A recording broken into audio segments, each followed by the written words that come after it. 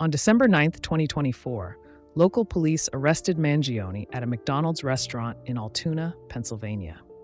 The police responded to a call from an employee made after a customer noticed similarities between Mangione's appearance and images of Thompson's alleged killer, released by the New York City Police Department, NYPD.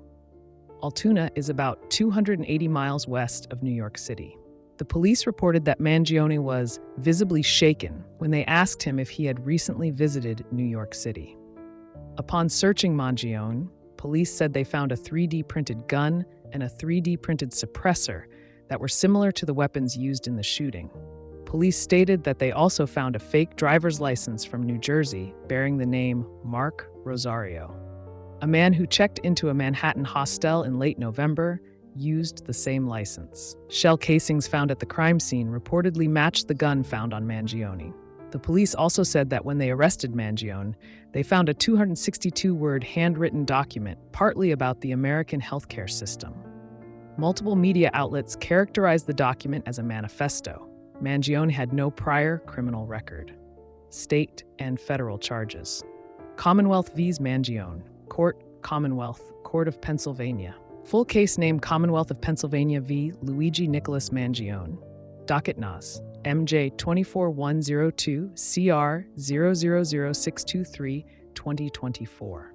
On December 9, 2024, Mangione was charged in Blair County, Pennsylvania, with carrying a gun without a license, forgery, falsely identifying himself to the authorities, and possessing instruments of crime. He was arraigned at approximately 6 p.m. at the Blair County Courthouse on firearms charges, was questioned by members of the NYPD, and was denied bail.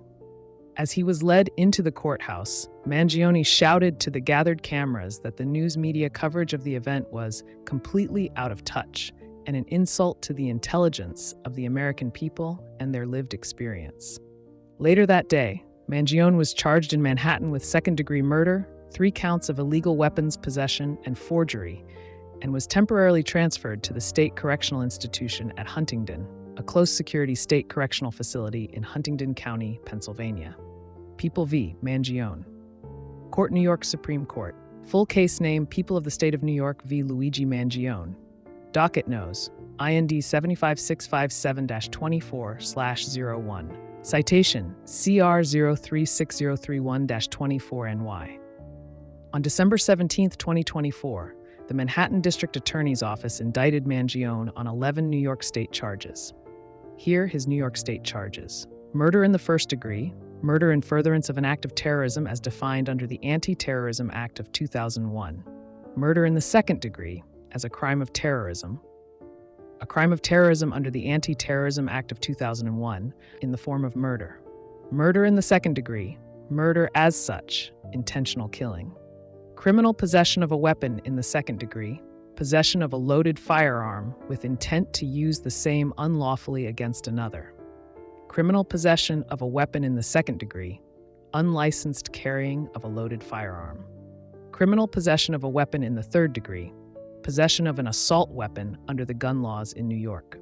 Criminal possession of a weapon in the third degree, firearm silencer. Criminal possession of a weapon in the third degree, Glock magazine. Criminal possession of a weapon in the third degree, Magpul magazine. Criminal possession of a weapon in the fourth degree, 3D printed gun. Criminal possession of a forged instrument in the second degree, fake ID. Mangione was extradited to New York City on December 19, 2024, and charged with 4 federal crimes. On December 23, 2024, he was arraigned in the New York Supreme Court and pleaded not guilty to his state charges. He is being held at the Metropolitan Detention Center in Brooklyn under Federal Register number 52503-511. He will remain at MDC Brooklyn until his trial. Here is a list of his federal charges. Stalking, interstate via traveling from Georgia to New York. Stalking, interstate via use of a cell phone and the internet. Murder through use of a firearm, capital offense, death penalty. Firearms offense. Possible remedies for murder through the use of a firearm, the third federal charge, include the death penalty.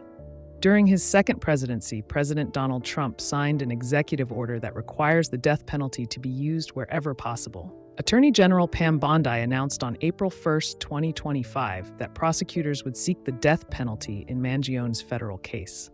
The state charges carry a maximum penalty of life imprisonment.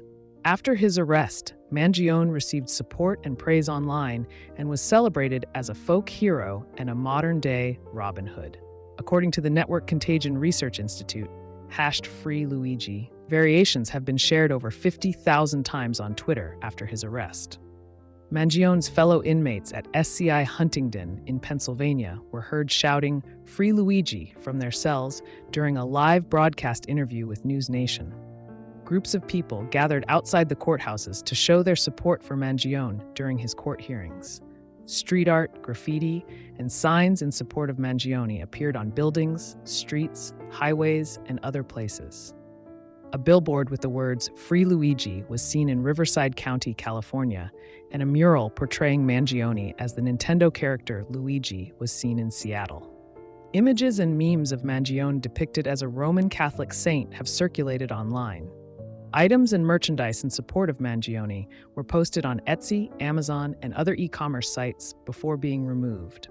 Some merchandise was reportedly the subject of copyright and DMCA takedown requests from an entity purporting to be United Health Group, Inc. Different social media users linked Mangione's jail commissary account soliciting donations for snacks, sodas, an iPad, etc.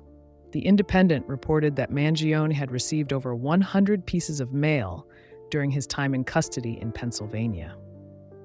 The support Mangione has generated has been connected to the public's often negative view of the health insurance industry and what many consider to be unfair claim denial practices that inflict harm. The case has spurred growing calls for health insurance reform. Following the Thompson killing, anger erupted on social media platforms at Thompson, United Health, and the health insurance system generally, with many praising the killing. A December 2024 NORC at the University of Chicago poll found that most American adults believe that health insurance companies' denials for healthcare coverage and/or profits made by those companies share a moderate amount or a great deal of responsibility for Thompson's death. On February 14, 2025, Mangione thanked the public in his first official statement since his arrest, stating that the support has transcended political, racial, and even class divisions. After being transported from Pennsylvania to New York on December 19th, Mangione received a highly publicized perp walk, escorted by many heavily armed law enforcement officials and Mayor of New York City Eric Adams. Stanford Law School professor Robert Weisberg said, "The FBI and NYDA could have transported Mangione discreetly, but they opted for a public show." Some legal experts stated that the perp walk was a blatant and unnecessary attempt at self-promotion. Policy director for the Justice Collaboratory at Yale Law School, Jorge Camacho, said, "In a case like Mangione's, where the suspect has garnered some sympathy and applause from people frustrated with greedy healthcare insurance companies, the tactic can backfire." Some social media users shared memes and compared Mangione's perp walk to the arrest of Jesus, perp walk scenes from the Superman movies, and Renaissance paintings. On December 23, 2024, during Mangione's New York court hearing, where he pled not guilty to the state charges, his defense attorney, Karen Friedman Agnifilo, said that Mangione might not receive a fair trial due to publicity from law enforcement presentations of him, blaming Mayor of New York City Eric Adams for the unnecessary and utterly political perp walk. She added, "The mayor should know more than anyone about the presumption of innocence," suggesting that Adams was attempting to distract the public from the criminal charges he was facing at that time. Thank you for watching. Please support our channel by hitting the like, share, and subscribe buttons. It helps the algorithm. Please comment below. We love to hear your thoughts.